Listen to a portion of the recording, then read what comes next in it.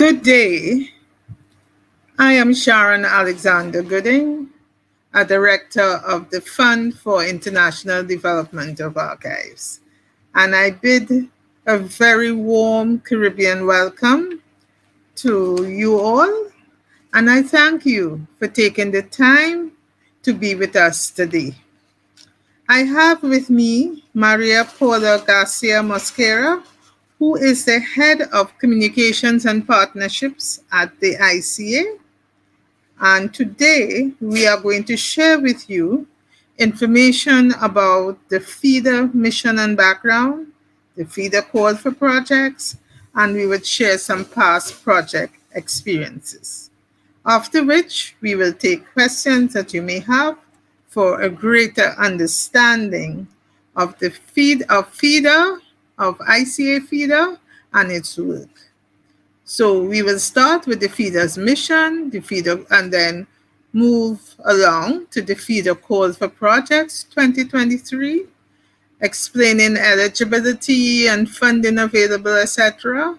And we will get into some past projects, so you would see what we saw, a sample of what we have done, and you will also be able to listen to some of the impact that we have made through those projects. And then we'll take questions from you all. So we will move to the first slide.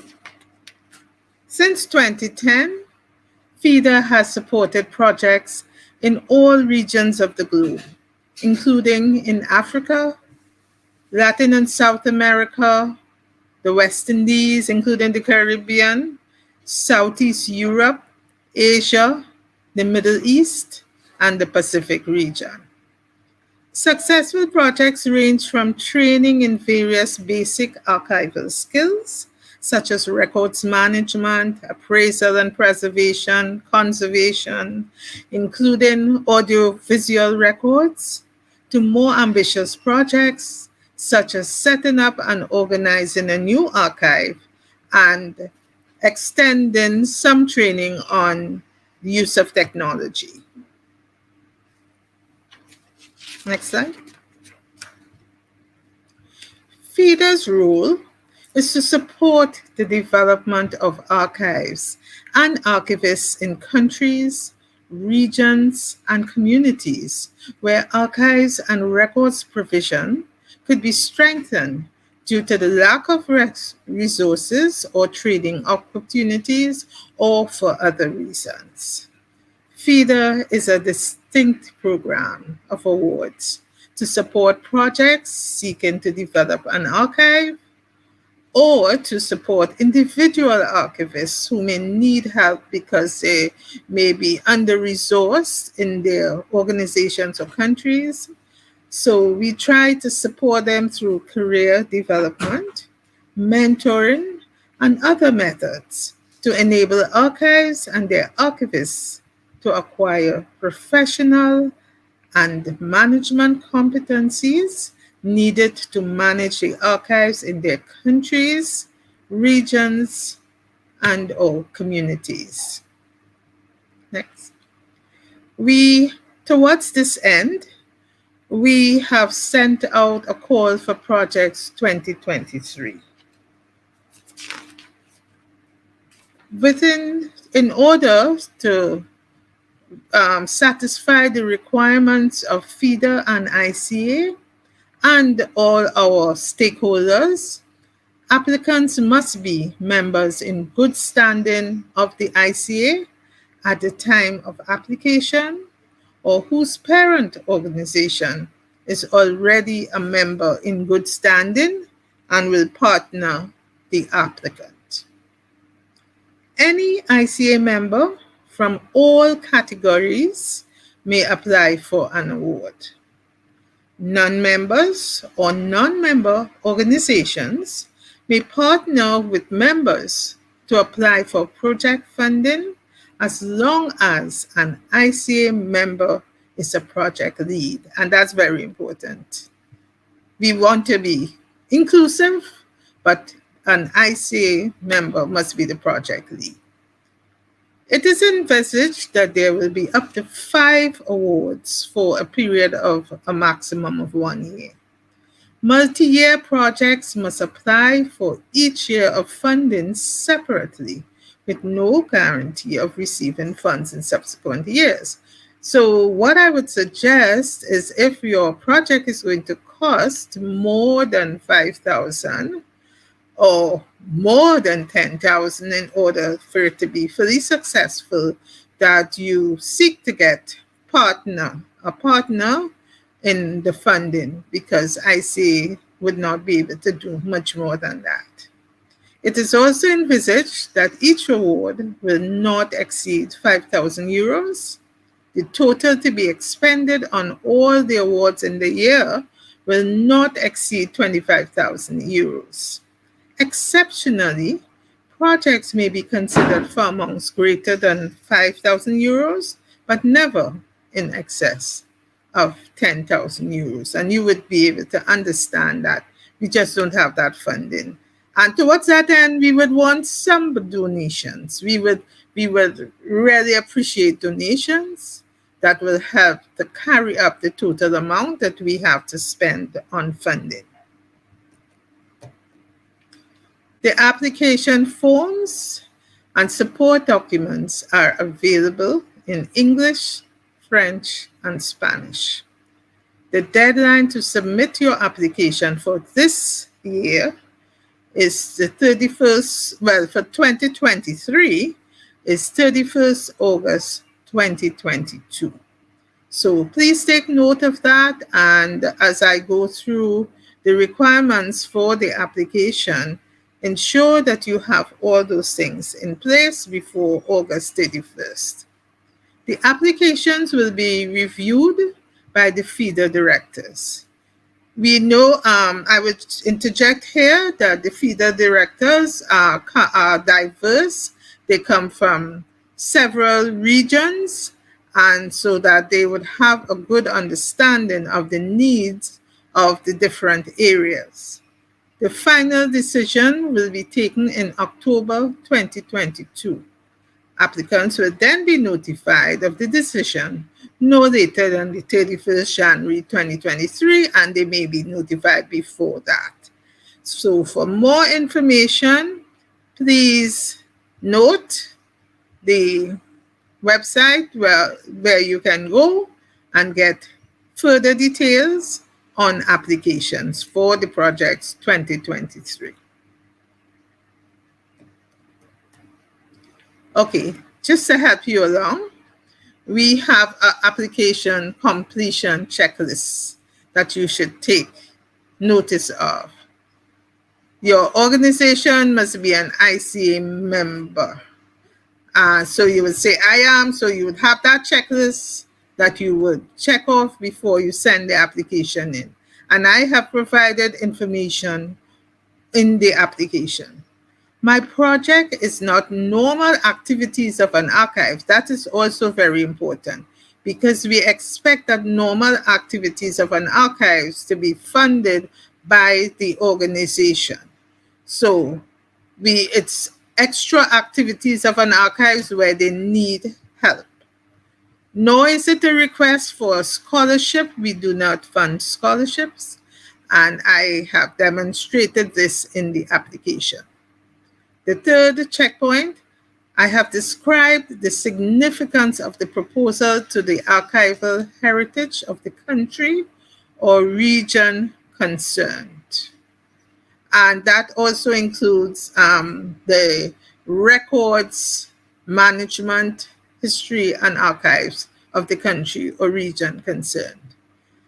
The fourth checkout point, I have described how the project will be carried out according to the best practices and standards available.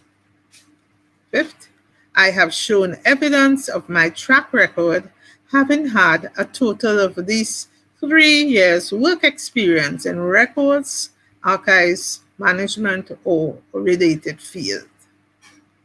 Next, I have provided evidence of proven achievement in my profession life so far. That's right. I have provided evidence of self-awareness. I have provided evidence of motivation to succeed and evidence of being able to deliver. I've provided evidence of effective communication in writing and speaking in groups, particularly for people who want to do training sessions. I have provided evidence of being a team player. The proposal is feasible and realistic. Yeah, sometimes we do get proposals that we know that it's almost impossible. So the proposal must be feasible and realistic, with time scale and resources requested matching the project described, and all elements in place to carry out the project. If my proposal is a digitization project, the 6 special criteria are demonstrably met, and my references have sent their completed referee forms to FIDA at ICA.org. I will now hand over. So I hope there is much more understanding of what is required in order to make that application, to make it a successful one. You must understand that we do have several applications coming in, and we can only do 5 at a time. So please go to the website, check on all the guidelines that are available there. And I will now hand over to Maria Paula Garcia Mosquera, who is our coordination and and partnerships director at ICE. Maria, it's yours. Yeah. Thank you, Sharon, and thank you to all the attendees that are joining us today to this live session to talk about the current call for projects for FIDA. As Sharon mentioned, I will explain, or I will present very briefly some of the projects that have received in the past years funding from this international fund. But well, as Sharon mentioned again, FIDA has had the mission since 2010 to support projects in all regions of the globe. Today, as I mentioned before, I will talk about 3 initiatives from Tuvalu, Burundi, and Lebanon. Let's start with the first one. In 2018, Tuvalu National Library and Archives was granted funding to train staff in the core archival practices of reviewing, sorting, and appraising the public records collection. The collection consists of mostly records from the colonial period when Britain governed the island from 1892 until independence in 1978. Because Tuvalu is an isolated country in the Pacific Island region, the project included training for staff in core archival functions, including appraising, processing, and preserving. That is why this project not only helped to have a team of archivists working to preserve the cultural history of this nation, but also to ensure the long-term retention of this one of the most important archives and historical, significant collections of this country. But well, from training in records to setting up a new archives, FIDA have funded projects big and small. For the case of the Burundian Public Services Archive, which is the second project that I would like to discuss today, FIDA provided funding which allowed them to advocate for the updating of the legal framework for archives in Burundi. This initiative helped, in words of the project manager, and I quote, to elevate the standing of archives in Burundi, both from a legal standpoint, but also in the hearts and minds of the leaders of their country, in not only the public service sector, but also the private sector. Finally, in 2020, the Arab Image Foundation sent us a project because they were struggling to find suitable paper products for their collections. And what FIDA offered was funding to enable them to develop new locally sourced conservation materials. The aim of this project in particular was to establish an inventory of paper and plastic manufacturers to collect samples and conduct scientific analysis on locally sourced material that could be used to safely house photographic collections without having to resort to materials purchased and shipped from abroad.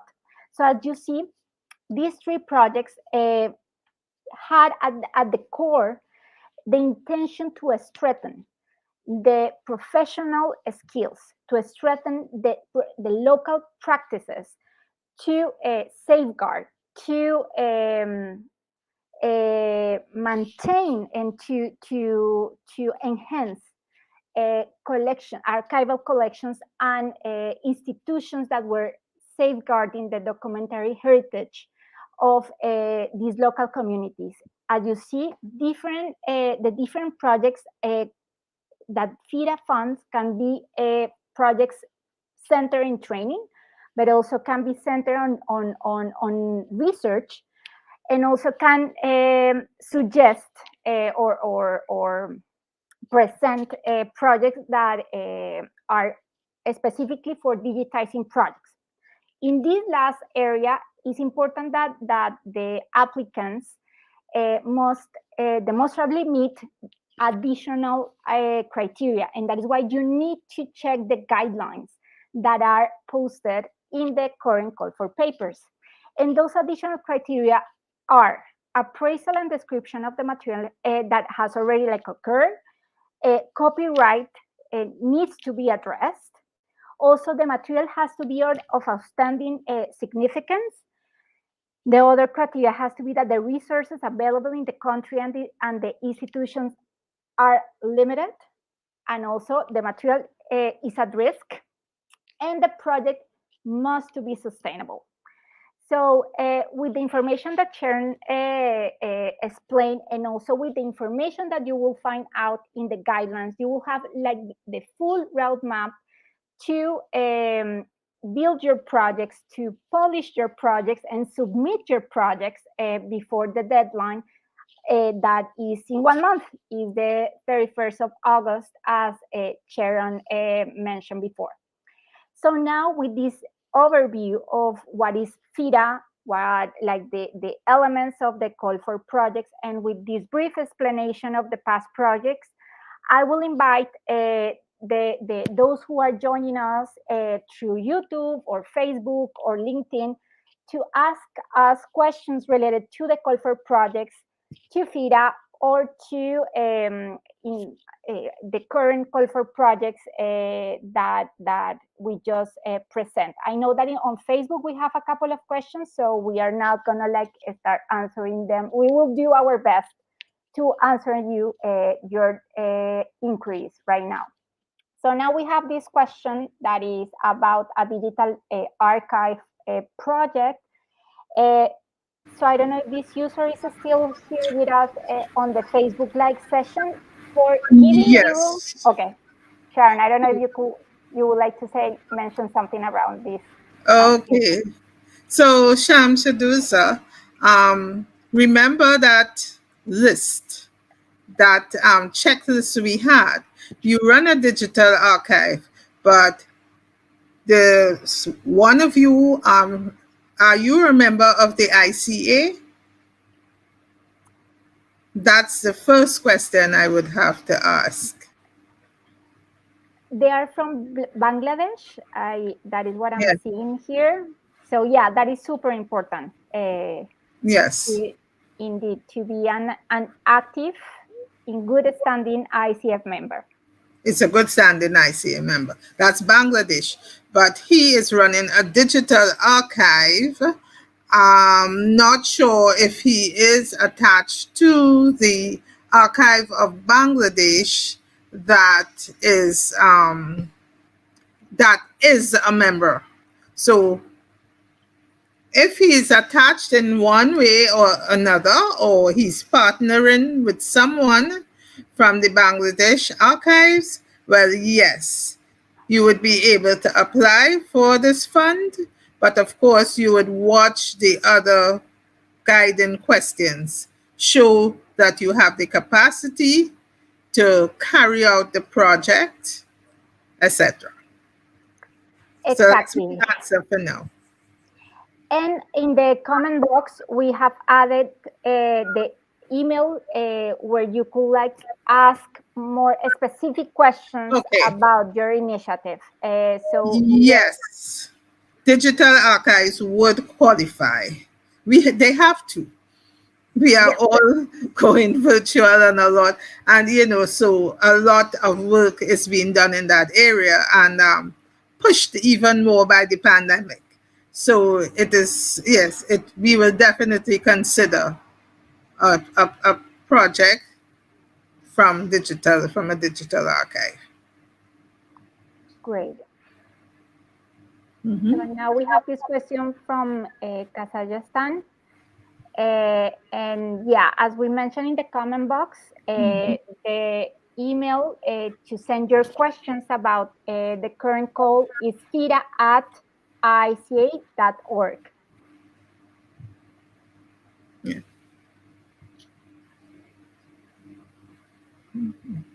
Great. Now we have two questions. So the first one says, after we submit our application, should we receive an acknowledgement of receipt before the committee reviews the application? Okay, So I'll take the first one now. Yes, we acknowledge receipt once we meet. You have to give us some time. We will acknowledge receipt of the application.